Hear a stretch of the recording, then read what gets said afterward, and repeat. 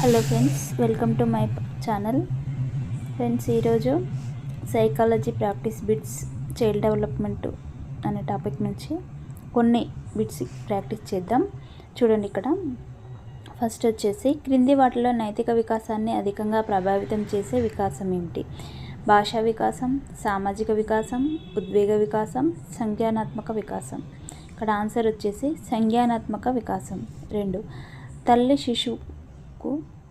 తల్లి శిశువుకు చందమామ రావే జాబిల్లి రావే అని పాడుతూ గోరుముద్దలు తినిపించేటప్పుడు ఆ శిశువు చంద్రునికి ప్రాణం ఉందని భావించడం పియాజే పేర్కొన్న ఏ దశకు చెందుతుంది? పూర్వ భావనాత్మక దశ, అమూర్త ప్రచాలక దశ, అంతర్బౌద్ధిక దశ, మూర్త ప్రచాలక దశ. ఇక్కడ ఆన్సర్ వచ్చేసి పూర్వ భావనాత్మక దశ.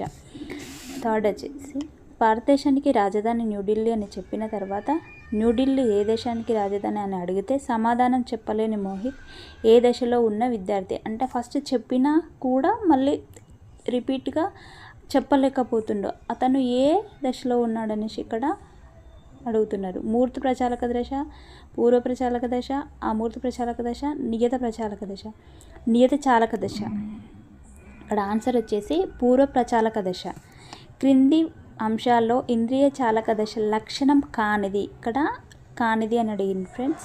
శిశువు మొదటి 4 నెలల కాలంలో తనకు తృప్తినిచ్చే సరళ చలనాత్మక కృత్యాలపై ఎక్కువ ఆసక్తి చూపుతాడు. తర్వాత శిశువు 4 నుంచి 8 నెలల మధ్య కాలంలో అంతర్దృష్టి ఆధారంగా వస్తువులను పడేసి శబ్దాల మధ్య తేడాను గుర్తిస్తాడు. 8-12 నెలల మధ్య శిశువు దృష్టి ఉద్దేశపూర్వకంగా లక్ష్యం దిశగా మాత్రమే సాగుతాడు. 12 నుంచి 18 నెలల మధ్య కాలంలో శిశువు వస్తు లక్షణాలను తెలుసుకోవడానికి యత్నదోష పద్ధతులను ఉపయోగిస్తాడు. ఇక్కడ ఆన్సర్ వచ్చేసి 2. శిశువు 4 నుంచి 8 నెలల మధ్య కాలంలో అంతర్దృష్టి ఆధారంగా వస్తువులను పడేసి శబ్దాల మధ్య తేడాను పడేసి పిల్లలు ఇంత పడేస్తారు, మళ్ళీ సౌండ్ కోసం మళ్ళీ అంటే ఆ సౌండ్ వస్తున్న కొద్దీ వాళ్ళు ఆనందిస్తారు. ఇది ఎక్కువగా పిల్లల్లో చూస్తూనే ఉంటాం మనం. నెక్స్ట్, క్రింది వాటిలో సరికాని వాక్యం ఏది? శిశువు ప్రాణం లేని వస్తువులను ప్రాణం ఆపాదించి తద్వారా ఆటలాడి ఆనందపడే భావననే సర్వనాత్మక వాదం అంటాడు.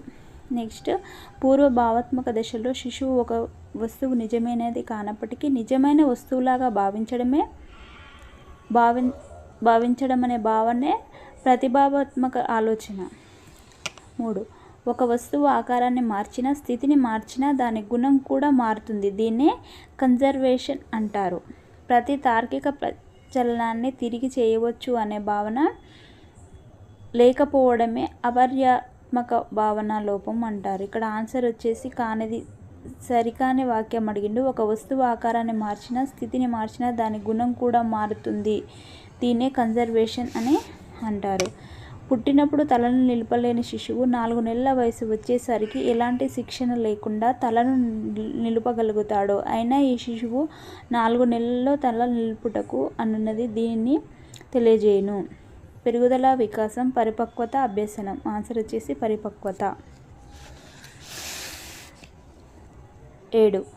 రష్మిత అనే శిశువు 9 నెలలకే నడవడం ప్రారంభించిన సాయి అనే శిశువు 12 నెలల వయసు వచ్చేసరికి నడకను ప్రారంభించాడు. అయినా దీన్ని తెలియజేసే వికాస నియమం ఏమిటి? వికాసాన్ని ప్రాగృతీకరించవచ్చు. వికాసంలో వైయక్తిక భేదాలు ఉంటాయి. వికాసం అన్ని దశల్లో ఒకే విధంగా ఉండదు. వికాసం అవిచ్ఛిన్నమైనది. ఆన్సర్ వచ్చేసి ఇక్కడ వికాసంలో వైయక్తిక భేదాలు ఉంటాయి. 8.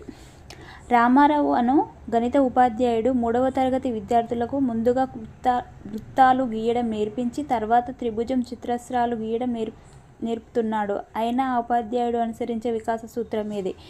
ఇక్కడ ఫస్ట్ చతురస్రము, తర్వాత త్రిభుజము, తర్వాత చతురస్రము నేర్పుతుండు. ఇక్కడ అంటే స్టెప్ బై స్టెప్ అంటే క్రమానుగతమైంది. వికాసం అవిచ్ఛిన్నమైంది, వికాసం ప్రాగృతీకరించవచ్చు, వికాసం సంచితమైంది, వికాసం క్రమానుగతమైంది. అంటే ఒకదాని తర్వాత ఒకటి క్రమంగా ఇక్కడ నేర్పుతున్నాడు. ఆన్సర్ వచ్చేసి వికాసం క్రమానుగతమైంది. 9th కోటిబాబు అనే ఉపాధ్యాయుడు తన విద్యార్థులకు ఇచ్చే ఇంటి పనిలో కొందరికి విద్యార్థులకు ఎక్కువ అంశాలు, కొందరి విద్యార్థులకు తక్కువ అంశాలు కేటాయించిన ఆ ఉపాధ్యాయుడు అనుసరించే వికాస సూత్రం ఏంది అంటే ఇక్కడ చూడండి ఫ్రెండ్స్, వికాసం అవిచ్ఛిన్నమైంది, వికాసాన్ని ప్రాగృతీకరించవచ్చు, వికాసంలో వైయక్తిక భేదాలు ఉంటాయి, వికాసం క్రమానుగతమైంది. ఇక్కడ కొందరికి ఎక్కువ ఇచ్చిండు, ఇక్కడ కొందరికి తక్కువ ఇచ్చిండు. అంటే ఎక్కువ అంశాలు కొందరికి విద్యార్థులకు, తక్కువ అంశాలు కేటాయించిన ఆ ఉపాధ్యాయుడు అనుసరించే వికాస సూత్రం ఏంటిది? వికాసంలో వైయక్తిక భేదాలు ఉంటాయి. అంటే అందరికీ ఒకే విధంగా ఇవ్వలేదు. ఒకవేళ అందరికీ ఒకేలాగా ఇచ్చినప్పటికీ కొందరు చేస్తారు, కొందరు చెయ్యరు. అంటే అక్కడ వైయక్తిక భేదాలు అనేది ఉంటాయి. అంటే కొందరేమో తెలివిగల పిల్లవాడు ఉంటాడు, కొందరేమో తెలివి తక్కువ గల పిల్లలు ఉంటారు. అందులో కూడా తేడాలు ఉంటాయి కదా. అదే వికాసంలో వైయక్తిక భేదాలు ఉంటాయి అనేసి ఇక్కడ మనకు అర్థము. ఇంకొకటి వచ్చేసి 10వది, జశ్వంత్ అను విద్యార్థి కర్రముక్కను తుపాకీగా భావించి అగ్గిపెట్టెను బస్సుగా భావించి ఆటలు ఆడుతున్నాడు. జశ్వంత్ ఈ దశకు చెందినవాడుగా చెప్పవచ్చు. కొందరు ఫీల్ అవుతారు కదా ఫ్రెండ్స్, మామూలు గన్ను తీసుకొని కూడా రియల్ గన్ను, చెక్క ముక్కను తీసుకొని కూడా అది రియల్గా అని భావించి వాళ్ళు ఆడుకుంటారు పిల్లలు. అదేవిధంగా ఇక్కడ కూడా తుపాకీగా భావించుడు, కర్ర ముక్కను తుపాకీగా అగ్గిపెట్టెను బస్సుగా భావించి మనం కూడా ఆడుకునే ఉంటాం. చిన్నప్పుడు మీరు కూడా ఆడుకునే ఉంటారు. ఆ విధంగా అనమాట. అగ్గిపెట్టెను బస్సుగా భావించి ఆటలు ఆడుకుంటున్న జశ్వంతుడికి ఈ దశగా చెందినవాడుగా చెప్పవచ్చు. శైశవ దశ, పూర్వ బాల్య దశ, ఉత్తర బాల్య దశ, కౌమార దశ.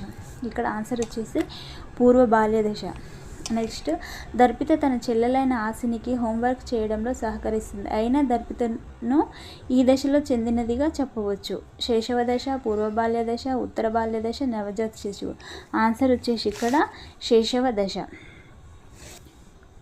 ఇంకా 12వది వచ్చేసి, నిత్య తన తాతతో పాటు ప్రయాణం చేస్తూ చూసిన ప్రతి వస్తువును కూడా అదేమిటి, ఇదేమిటి, అదెందుకు వచ్చింది అనే ప్రశ్నలతో విసిగిస్తున్న నిత్య ఈ దశకు చెందినదిగా గుర్తించవచ్చు. కౌమార దశ, పూర్వ బాల్య దశ, ఉత్తర బాల్య దశ, యవ్వనారంభ దశ. ఇక్కడ ఆన్సర్ వచ్చేసి పూర్వ బాల్య దశ. చూడండి, ఇక్కడ మనం మామూలుగా మన చిన్న వయసులో ఉన్నప్పుడు